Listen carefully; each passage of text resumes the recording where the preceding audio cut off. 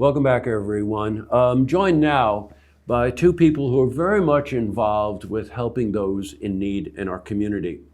If you think about addiction, then you realize that so many factors contribute to someone becoming addicted.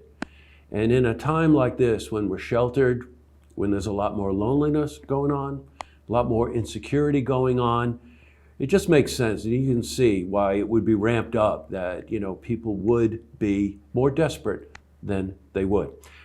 Joining me today is someone I've interviewed before, Jen Neifeld, who is the COO of the Baywood Center, and joining her at the socially acceptable distance, hello Jackie, is Jackie Foster, who's the Director of Outpatient Services. Thank you both for taking the time to join us.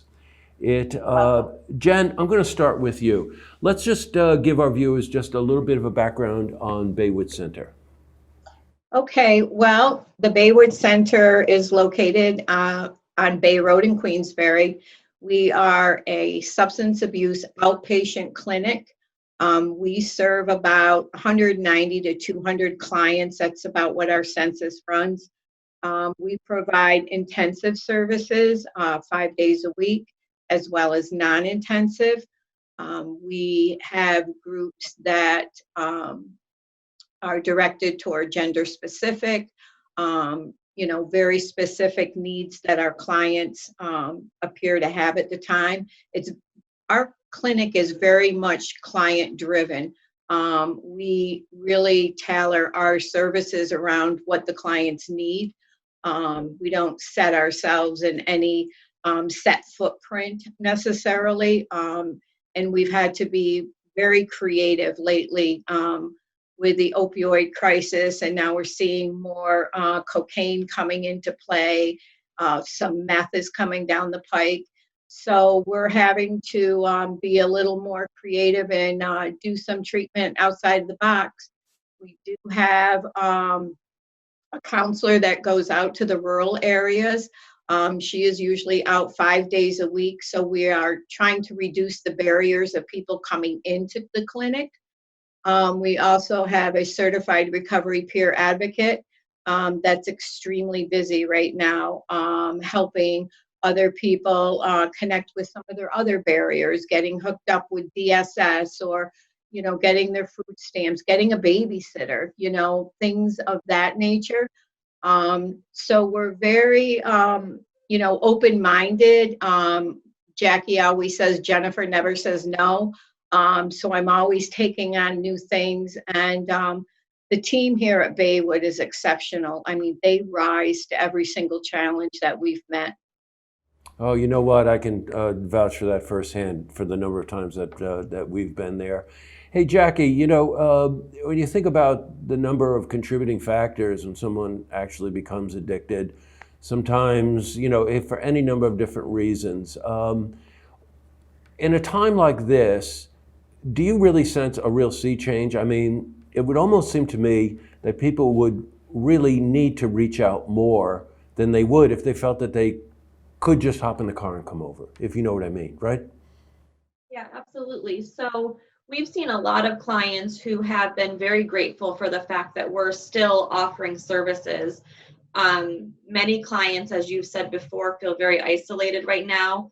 They have different abilities to connect on different platforms. So we've certainly worked with each individual to find out what way we can connect with them and not just made everyone do one type of way of connecting.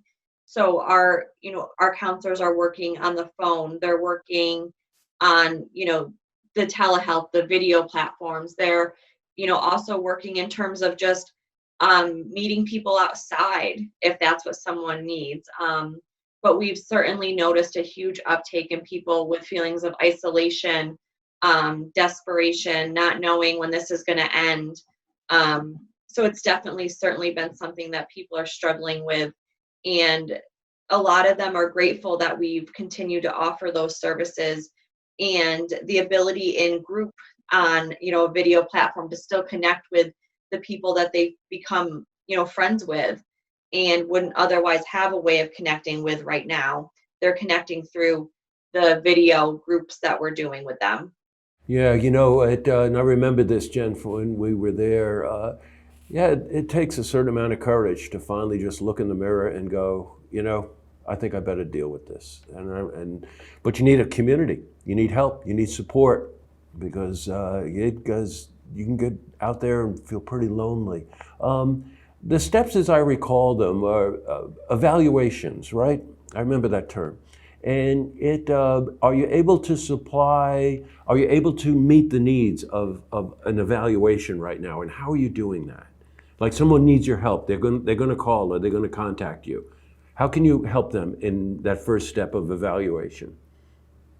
Yeah, so absolutely. So all we ask is that they call in.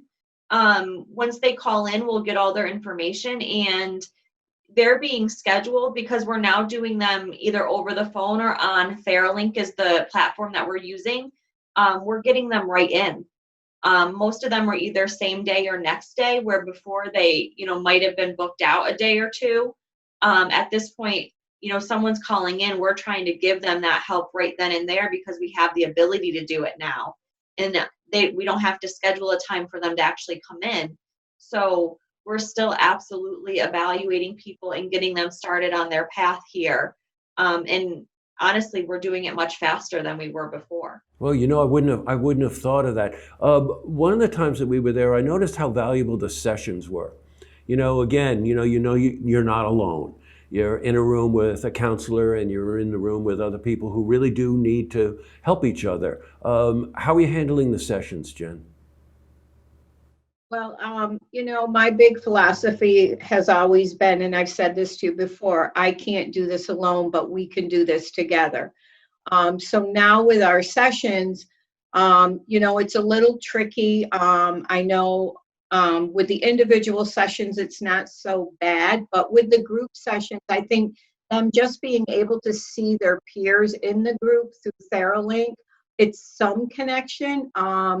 And there's still, the staff, like I said, is so creative in doing groups. I mean, it's kind of hard to do a group, virtual, so they've had to be pretty creative. And I think the response, like Jackie said, I mean, the clients are like, I can't be any happier. I'm so glad you're doing this for us. And, that's key. So, we're trying everything we can.